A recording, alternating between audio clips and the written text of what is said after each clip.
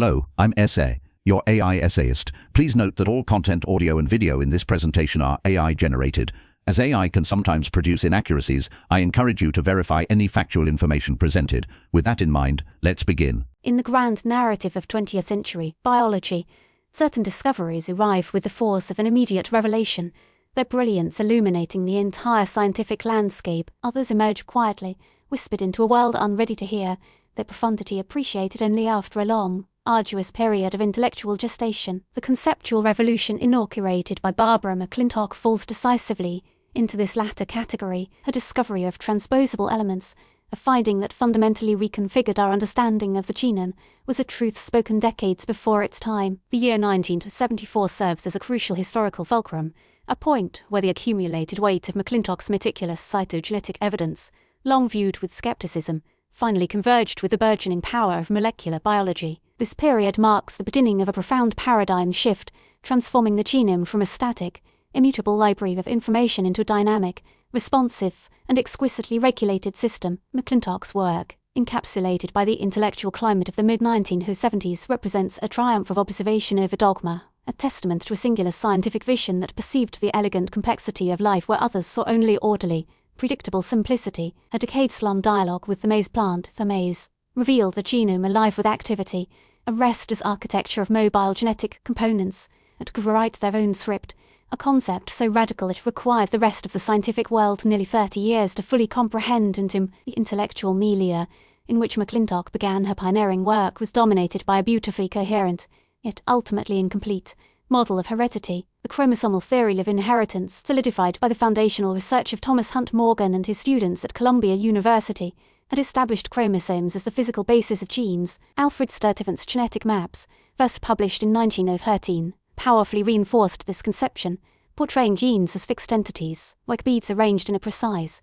unchangeable linear sequence along the chromosome. This view of a stable, predictable genome provided the essential framework for classical genetics, enabling immense progress in understanding transmission patterns and trait association. The gene was a particulate unit of inheritance, a constant whose position was its identity. Against this backdrop of genetic fixity, Mc-Clintock's observations in the cornfields of Cold Spring Harbor during the 1940s were profoundly heretical. Her research material was sea maize, an organism whose large chromosomes and striking phenotypic variation made it an ideal system for cytogenetics, the discipline of visualizing genetic material. Mc-Clintock possessed an almost preternatural ability to interpret the chromosomal landscape, a skill she famously described as developing a feeling for the organism. While studying the progeny of maize plants that had undergone a cycle of chromosome breakage, fusion, and bridge formation, she noticed patterns of inheritance that defied all conventional explanation. She observed variegation in kernel and leaf tissues, a mosaicism of colours and textures that appeared in unstable,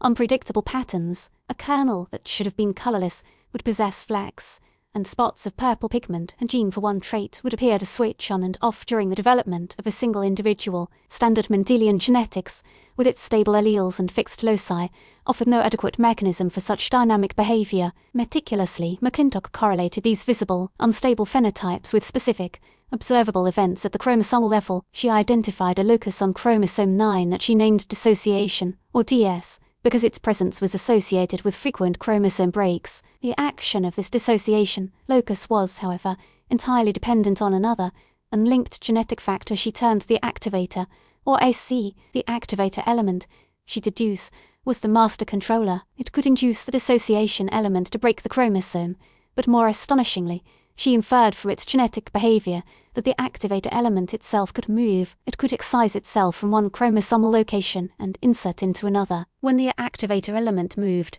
it could alter the expression of nearby genes, and it could also cause the dissociation element to transpose to new sites. This two-element system, ACU and DS, was the first detailed description of a mobile genetic system. Mc-Clintock had discovered that the genome contained its own agents of change. These controlling elements, as she called them, were a form of genetic information that could regulate the function of other genes by physically relocating within the genome, a concept that shattered the prevailing image of genes as fixed beads on a string. The presentation of these findings in the early 1950s was met with a perplexing silence, a mixture of incomprehension and polite dismissal. The timing was inauspicious. The scientific community was on the cusp of another, more immediately electrifying revolution the discovery of the double helix structure of DNA by James Watson and Francis Crick in 1953. This monumental achievement focused the biological world on the clear, linear information encoded in the sequence of nucleotides, the central dogma of molecular biology.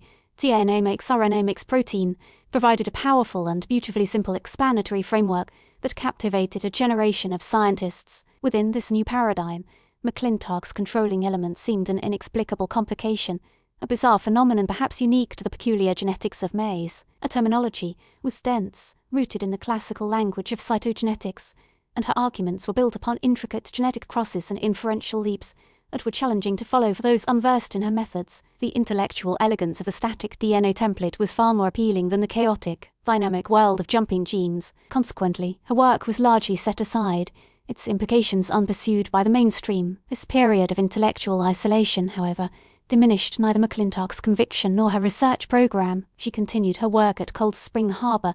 Delving deeper into the nature of these controlling elements, she began to conceive of them as integral components of the genome, sophisticated switches that could respond to genomic shock and stress, orchestrating complex patterns of gene expression in development and in response to environmental changes. She was formulating a vision of the genome as a highly sensitive organ of the cell, a concept that anticipated the field of epigenetics by decades. While the world rushed to decode the static genetic blueprint, Mc-Clintock was patiently listening to the genome's internal dialogue, uncovering a layer of regulatory complexity that molecular biology was yet ill-equipped to detect. The vindication of Mc-Clintock's vision began to emerge in the late 1960s and early 1970s, ironically from the very heart of the molecular biology establishment that had been so slow to recognize her work. Researchers studying bacteria and their viruses, bacteriophages, started to uncover strange genetic phenomena. Jane Shapiro, working on the galactose-operin in Escherichia coli, and a German group including Heinz Siedler and Peter Starlinger, independently discovered that certain mutations were caused by the insertion of large, discrete segments of DNA. These segments, which they termed insertion sequences, or as elements, could spontaneously appear within genes, disrupting their function, and could subsequently excise themselves, restoring the original gene activity. Soon after, they discovered more complex mobile units, which they called transposons, that carried additional genes, such as those conferring antibiotic resistance, and could shuttle them between the bacterial chromosome and extrachromosomal plasmids. The molecular mechanisms were becoming clear. These elements encoded their own enzyme, transposase, which catalyzed their excision and insertion. The evidence was undeniable and physical. Here, in the simplest of organisms, were genes that jumped. This wave of discovery created the intellectual bridge back to Mc-Clintock's lonely work in maize. By 1974, the parallels were too striking to ignore. The insertion sequences of bacteria behaved precisely like the controlling elements Mc-Clintock had described 25 years earlier. The activator element was an autonomous transposon, encoding its own transbases, while the dissociation element was a non-autonomous element, a broken version that required the activator's enzyme to mobilize. The scientific community began to awaken to the staggering reality that Mc-Clintock had, through sheer force of intellect and observational genius, deduced the existence and behavior of transposable elements long before the tools existed to see them directly. Her 1973 lecture at the Brookhaven Symposium, The Significance of Chromosome Organization, became a landmark moment of synthesis. In it, she elegantly wove together her decades of cytogenetic data with the fresh molecular findings from prokaryotic systems, demonstrating how they represented a single, universal biological principle. She was no longer describing a peculiarity of maize, she was explaining a fundamental feature of genomic architecture. The year 1974 thus stands as the symbolic threshold when the long-isolated stream of her research finally merged with the main current of molecular genetics. The skepticism that had clouded her career began to dissipate, replaced by a growing sense of awe at the scale and prescience of her achievement. The West was finally ready as Mc-Clintock was ready to explain how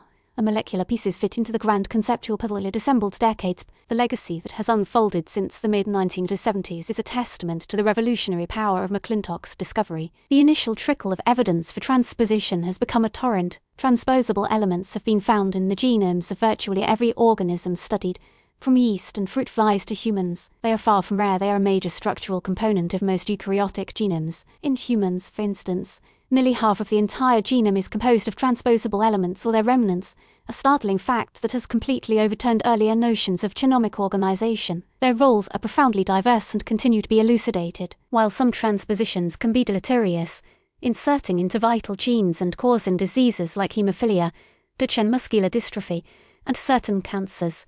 They are also recognized as powerful engines of evolution and innovation. By moving around the genome, they can create new genes, alter gene regulation, and generate the raw genetic variation upon which natural selection acts. Elements known as retrotransposons, which mobilize via an RNA intermediate using a reverse transcriptase, have been particularly influential. The proliferation of elements like line-1 and loose sequences in the primate lineage has actively sculpted the human genome, creating novel regulatory networks and contributing to the evolution of uniquely human traits. The old view of these elements as mere selfish DNA or genomic parasites has given way to a much more nuanced understanding. They are now seen as genomic architects, dynamic participants in a constant dialogue between stability and change. This modern perspective echoes Mc-Clintock's own advanced conception of the genome as a responsive system. She spoke of transposition as a response to genomic shock, a mechanism the cell could employ to rapidly restructure its genetic information in times of crisis. This idea prefigures contemporary research into stress-induced mutagenesis and the role of genomic instability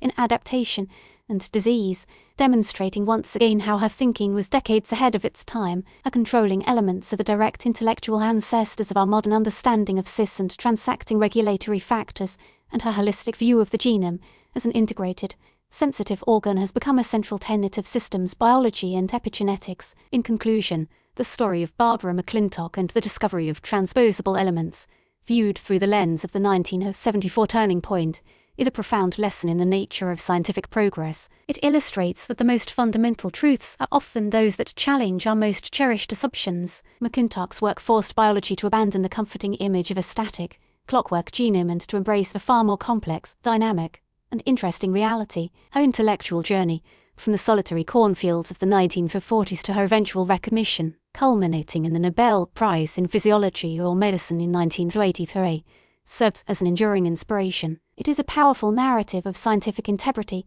of the courage to trust meticulous observation over prevailing theory, and of the unique clarity of a mind that could perceive a hidden layer of biological reality. Mc-Clintock taught us that the genome is a text that can edit itself, a fluid and responsive architecture shaped by its own internal forces. In listening so intently to the maize plant, she deciphered a universal language of life, revealing that the capacity for change and reorganization is woven into the very fabric of our genetic inheritance. Her legacy is embedded in every field of modern biology, a permanent reminder that within the code of life lies an unceasing potential for movement, innovation, and surprise.